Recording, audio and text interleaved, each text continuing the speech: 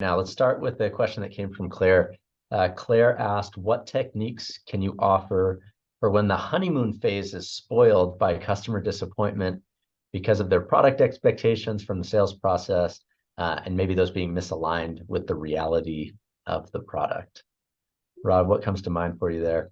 Yeah, well, I think this is part of a natural sort of evolution that many customers go through when they're implementing software. They come out of the sales cycle, they're super excited, they've seen demos, and they feel like, oh my God, this is going to change the world. And then they realize that it takes a little bit of effort to get implemented. So you can have this phase where you are, perhaps a little bit disillusioned, but it's not usually because, it was missold or whatever. It's just, this is hard, right? Changing, driving change is hard. So one of the things I recommend to onboarding and implementation teams is to help set expectations about what's going to happen next in the process so that people are brought along for that implementation ride, and try to create ways that your customers can find value and make the onboarding process easier for them. So they don't have time to think about, hey, oh, this is going to take a long time, or this is really complicated.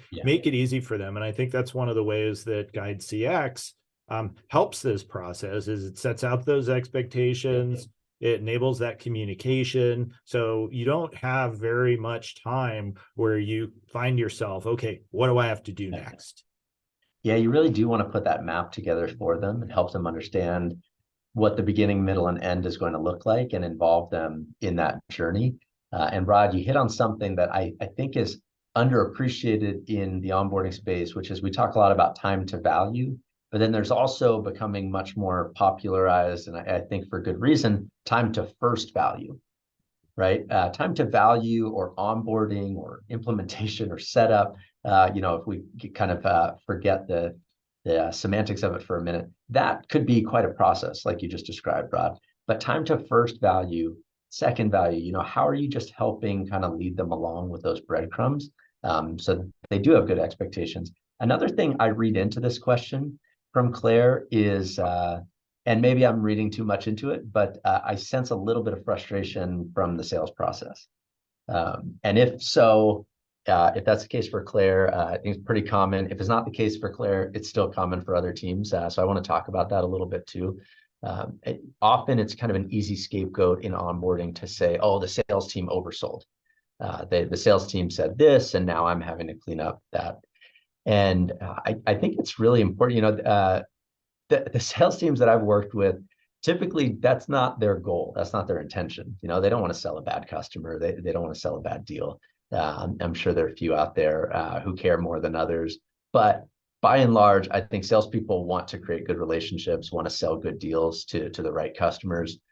But I've noticed more and more of a gap of arming them with the best information we can in the sales process. So I think something for Claire, something for anyone who feels like maybe the sales team is not setting you up for success, is how well can you help arm them with information prior to contract signature that will improve your life? And think about it, selfishly, but also from the customer experience perspective. Like, before you sign the contract, what would you want to know? And maybe you can put together a one-pager or some kind of white paper PDF for the sales team. Say, hey, before you, as part of the sales cycle, show them this, talk them through, this is exactly what we're going to do, what we need from them, about how long it takes. Maybe hear testimonials from other customers who have gone through our onboarding experience. More often than not, I think a sales team would love to have that content, because they can use it as another tool to sell, to talk about how great their team is and try to set the customer up for success. So I think it goes both ways a little bit there. One of the techniques that I used as a services leader is we tried to get ourselves 5 or 10 minutes at every sales all hands, so that we could share some information with our sales organization, things we were hearing in market.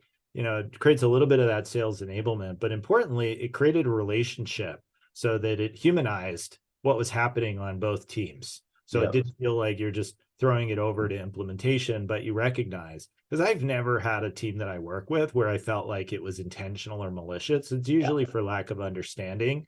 And there are different techniques to, to help improve that understanding.